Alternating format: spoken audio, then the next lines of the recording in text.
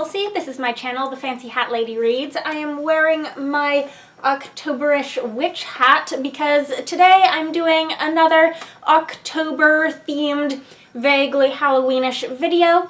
This is going to be a monthly recommendations video. Now, monthly recommendations is a Goodreads group moderated by Trina from Between Chapters, Kay Lorraine, April Sarah, and Madeline from Novel Inc. Every month there's a topic and you can make a video or social media post with a list of recommendations for this topic. I will link the group down below so you can check it out. And this month's topic for October is witchy reads. And so I decided that I was going to separate this out from my video that I already posted that was sort of atmospheric, spooky Halloween fantasy recommendations. That video went up on my channel a week or two ago. I'll link it so you can check it out. This is a completely separate list of books. These aren't necessarily particularly Halloweenish reads, although some of them are. I did want to cover a range of how witches are portrayed in fiction. This is also all new books, not overlapping with the list of witchy books that I posted last year, I think, because there was a top 5 Wednesday topic for witchy reads around Halloween. I will link that video for you as well. The books in this video are going to be a combination of things that didn't make it onto that list for me last year and things that I have read in the year since. So I am going to start out this video by talking about witches as villains. Evil witches! And so I would like to recommend Stardust by Neil Gaiman, which is a book about relations between our world and fairy. A large amount of it, most of it takes place in fairy, and there is a coven or sisterhood of very, very mysterious witches referred to as the Levens. Now, these witches definitely fall under the wicked category because they need the heart of a fallen star to keep themselves young and beautiful. And so the Witch Queen heads out to find the star, who is in fact a woman, when she lands in fairy, and cut out her heart. Now, aside from the main trio of witches in this book, there is another woman who is also a witch, who is the witch who keeps the main character Tristan's mother captive. And she is a less powerful witch, but she also definitely falls under the wicked category. Now, I would be remiss if I did not mention a classic book that contains quite famously both wicked witches and good witches. And that is, of course, The Wonderful Wizard of Oz by L. Frank Baum. Now, the witches in this book are portrayed a little differently from how they're portrayed in the movie. Specifically, there are more of them. In the book, we meet not one, but both of the good witches of this land. And though they are both good witches, they are very different from each other. And then, of course, we also meet the Wicked Witch of the West, who is also portrayed rather differently than she is in the film, but is also absolutely wicked through and through. However, these are not my personal favorite types of witches. My personal favorite types of witches are not the ones who are unquestionably good witches or unquestionably wicked witches. My favorite witches are the ones who are real people, with all of the moral uncertainty that human existence necessarily entails.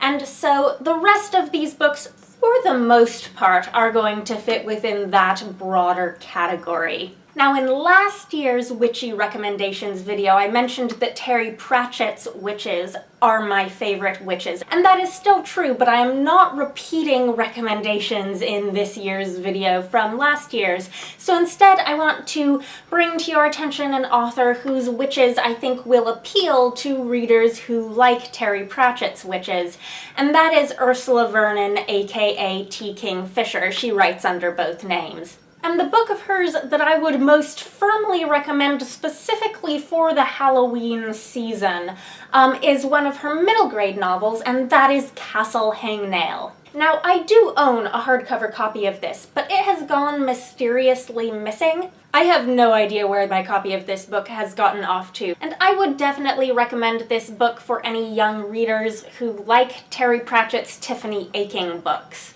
In this book, rather comedically, all wicked witches and wizard and sorcerers' castles and stuff are operated by a very bureaucratic organization. And this book follows the inhabitants of Castle Hangnail, which is a very small, very run-down castle that is in need of a new witch or wizard or sorcerer. But being a bit of a small, run-down castle low on funds, they're having a hard time attracting one. And this is a problem because if they do not find a new evil master soon, Castle Hangnail is going to be decommissioned. Enter Molly, a little girl who shows up declaring that she has been sent to become Castle Hangnail's new witch. Now, the spoopy, cute, evil minions of Castle Hangnail are a little skeptical.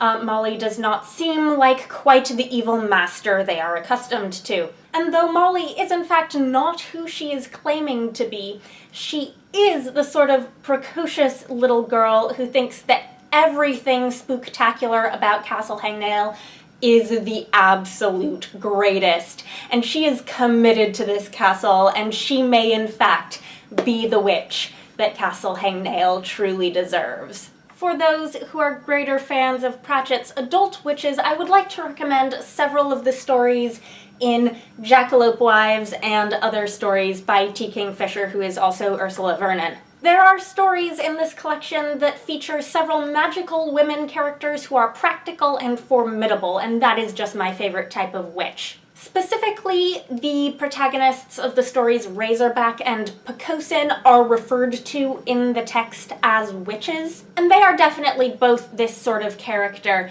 Another character that falls into this type who appears in this book is Grandma Harkin, the protagonist of both the title story Jackalope Wives and its loose sequel, The Tomato Thieves. And while I don't recall that she's ever referred to specifically as a witch, she definitely falls under the same character type. I think most, if not all, 4 of those stories that I've mentioned are available to read for free online, so I'll link below as many of them as I can find. And then the other T. Kingfisher book featuring a witch that I would like to mention is Summer in Orcus, which is a portal fantasy about a young girl named Summer who meets Baba Yaga, the classic witch from Russian fairy tales. And while Baba Yaga sends Summer on an adventure in a magical land called Orcus, her motivations in doing so are not entirely clear. Baba Yaga only appears in this book towards the beginning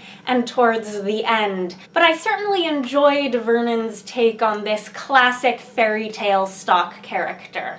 Now, moving on, the last 2 books I want to recommend today fall into the category of urban fantasy witches, and the first is a graphic novel, and that is Spell on Wheels. This is by Kate Leth, Megan Levens, and Marissa Louise, and this is a standalone graphic novel story in 1 trade volume. This is about a trio of young 20-something-year-old witches in the modern world who all live together as housemates and end up on a sort of magical revenge road trip after their house is broken into by a douchebag who steals some of their stuff. What I really loved about this story was the portrayal of this diverse, supportive friend group of young witchy women. And then the last book I have on this list is probably the farthest from what you would think of as like a Halloween witchy read, but I definitely do want to talk about the witches in this book, and that is All the Birds in the Sky by Charlie Jane Anders.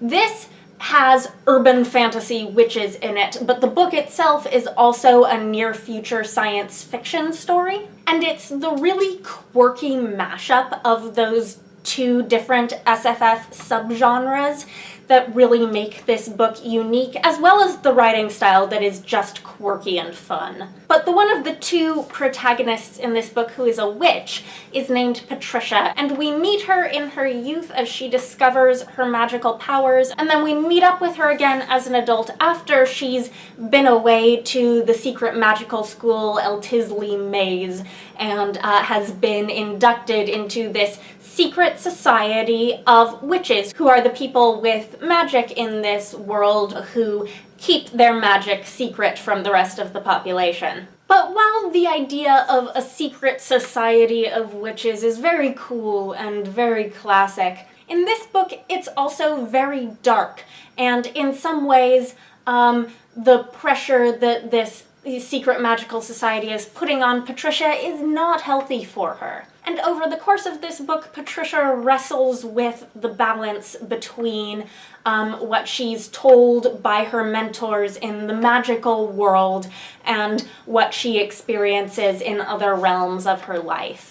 And so that is the end of the list of witchy books I had for you today. Here are the ones that I have print copies of on hand. Let me know if you've read any of these, or if you're planning to. Let me know if you have your own witchy favorites. Let me know what you think. Anyhow, I hope you're having a nice day. That is all. Bye for now.